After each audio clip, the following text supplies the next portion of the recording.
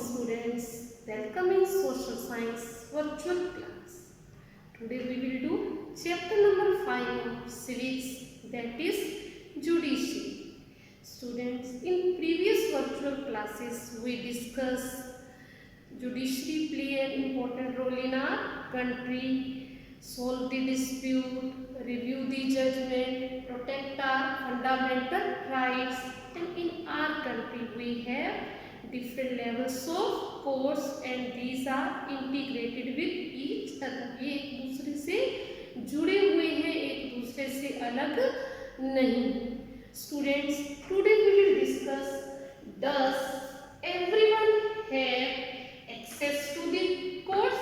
क्या सभी कोर्ट में जा सकते? Yes, in our country all citizens have access to the court. All have rights to get justice. Public interest litigation we will discuss. इसे हम short form में PIL भी कहते हैं, ये भी डिस्कस करेंगे. And mid day meal scheme we will discuss these things topics today. Students, does everyone have access to the courts? All citizens of India can have access to the courts. It means every citizen has right to justice through the court. इसका it means हर कोई जा सकता है court में. अगर किसी के साथ इनजस्टिस हुआ है तो कोर्ट के थ्रू वो जस्टिस ले सकते हैं. और our courts play an important role to protect our fundamental rights. If any citizen believes that their rights are being violated, they can approach to the court to be justice to be done. Student, while courts are available for all, in reality access to court has always been difficult for vast majority. Courts तो available है पर हर कोई जा भी सकता है, पर students poor people के लिए डिफिकल्ट है. बिकॉज कोर्ट में जस्टिस लेने के लिए मनी भी स्पेंड करनी पड़ती है लॉयर्स पर, टाइम भी लगाना पड़ता है, बहुत सा पेपर वर्क भी होता है जो पुअर पीपल नहीं कर सकते या जो उनके लिए करना मुश्किल होता है. अगर वो काम पर नहीं जाएंगे पैसा कहाँ से आएगा, खाना कहाँ से आएगा. तो इस वजह से समटाइम्स में कोई बात में कुछ गलत हुआ, हमें भूखा थोड़ी मरना है, कोर्ट में जाकर कहाँ से पैसा लाएंगे, अपने रोज का गुजारा कैसे चलाएंगे. Students, our Supreme Court has solved this problem. How solved this? It started PIL, Public Interest Litigation. It was started in 1980s. क्या है Public Interest Litigation? It allowed any individual, इसे बेटा पेज नंबर 61 पर second paragraph की third line को underline करें. It allowed any individual or organization to file a PIL in the High Court or Supreme Court on the behalf of those whose rights were being violated. कोई भी individual और organisation किसी के behalf पर वो PIL को file कर सकते हैं. The legal process are greatly simplified. Even a letter or telegram addressed to the Supreme Court or High Court could be treated as PIL. किसी इंडिविजुअल को ऑर्गेनाइजेशन को कोर्ट जाने की जरूरत नहीं है. बाय लेटर या टेलीग्राम भी कर देंगे अगर सुप्रीम कोर्ट और हाई कोर्ट में, बाकी सारा काम सुप्रीम कोर्ट और हाई कोर्ट ही करेगा. Student, in the early years in the 1980s PIL was used to secure justice on large number of issues such as rescuing bonding laborers from inhuman work conditions, securing the release of prisoners in Bihar who had been kept in jail even after their punishment term was completed. क्या है इसका मतलब? जमींदार कुछ अपने workers को, farmers को पैसा उधार देते थे, जब वो नहीं दे पाते थे तो उनसे पूरी उम्र काम देते रहते थे और उन्हें कुछ मजदूरी भी नहीं देते थे. PIL की पब्लिक इंटरेस्ट लिटिगेशन ने इस चीज़ को ख़त्म किया कि जितना आपने उधार दिया काम के उसकी वेजेस फिक्स करके उससे ले लीजिए, बाकी उसको फ्री कीजिए. पूरी उम्र आप उनसे, उनके बच्चों से काम नहीं ले सकते. और बिहार में कुछ प्रिजनर्स की, कुछ कैदियों की सजा भी खत्म हो गई थी, तब भी उन्हें जेल में रखा था। फिर किस ऑर्गेनाइजेशन ने फाइट किया कि इनको रिलीज किया जाए, तो उन्हें रिलीज किया गया। स्टूडेंट, आपने मिड डे मील का प्रोग्राम का नाम भी सुना होगा। बच्चों को दोपहर में गवर्नमेंट और गवर्नमेंट एडेड स्कूल में फूड दिया जाता है। ये भी स्टार्ट हुआ बिकॉज ऑफ PI एक्ट। कैसे स्टार्ट हुआ स्टूडेंट? इन 2001 राजस्थान और उड़ीसा में बारिश कम हुई, अकाल पड़ा, अनाज उत्पन्न नहीं हुआ, लोग भूख से मरने लगे। स्टूडेंट, आपकी बुक में ये 4 पिक्चर्स भी दी गई हैं, इसे ध्यान से फर्स्ट में दिखाया गया है कि जमीन में क्रैक्स आ गई हैं, एनिमल्स को खाने के लिए घास नहीं है, इंसान और पशु भूख से मरने लगे और गोडाउन्स में अनाज भरा पड़ा था।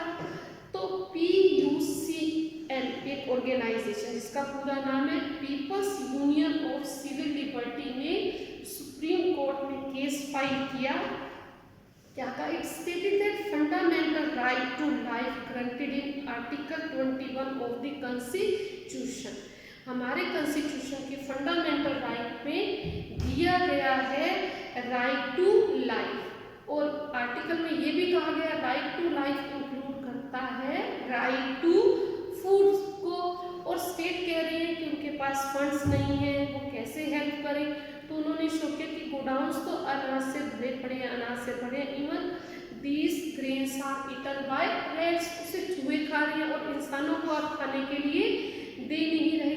तो सुप्रीम कोर्ट ने इसकी इंक्वायरी की और स्टेट गवर्नमेंट को इंस्ट्रक्शन दिया, कहा गया कि state directed the government to provide more employment, to provide food at cheaper prices through government ration shops and to provide mid day meals to schools.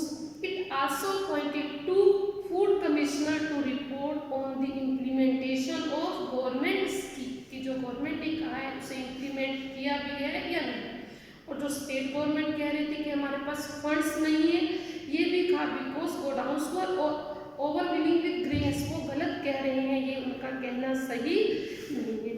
Student courts important role play करते हैं। उन्होंने explain भी किया कि fundamental rights include right to life, it include right to food, therefore ordered the state to take certain steps to provide food for all including the midday meal scheme.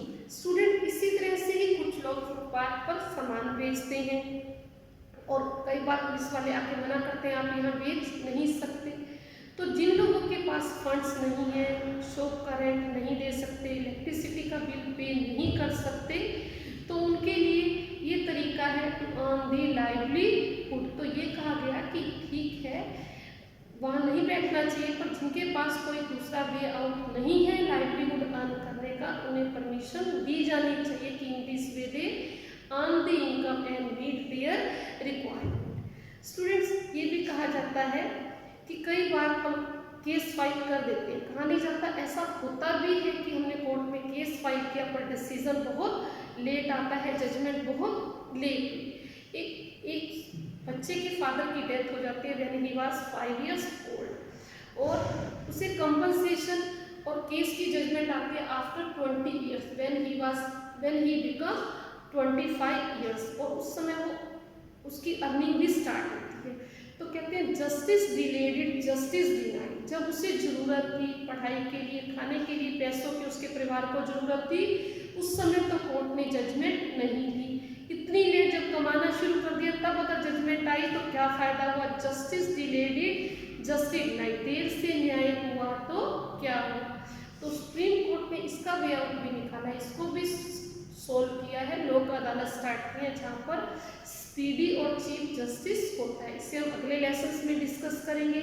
Student, इस lesson में हमने discuss किया functions of judiciary क्या है, solve दी dispute, review दी judicial review की अगर parliament ने कोई लॉ पास कर दिया, अगर वो कॉन्स्टिट्यूशन के अकॉर्डिंगली ठीक नहीं है तो जुडिशरी उसे कैंसिल भी कर सकती है और उसको अमेंडमेंट भी कर सकती है, उसमें कुछ करेक्शन भी कर सकती है। और upholding judiciary play important role protecting our fundamental rights. और हमने डिस्कस किया in our country we have 3 different level members of court, lower court, high courts and supreme court. और डिस्कस किया इंटीग्रेटेड जुडिशियल सिस्टम, हमारे supreme court, high court और lower court आपस में interrelated है, they are not separate from each other.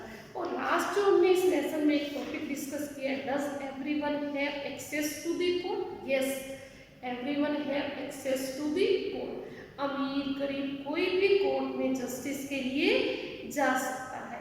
Students, I hope these things are clear to you. Read the lesson, learn the lesson and also revise the previous lesson. Thank you. Have a nice day.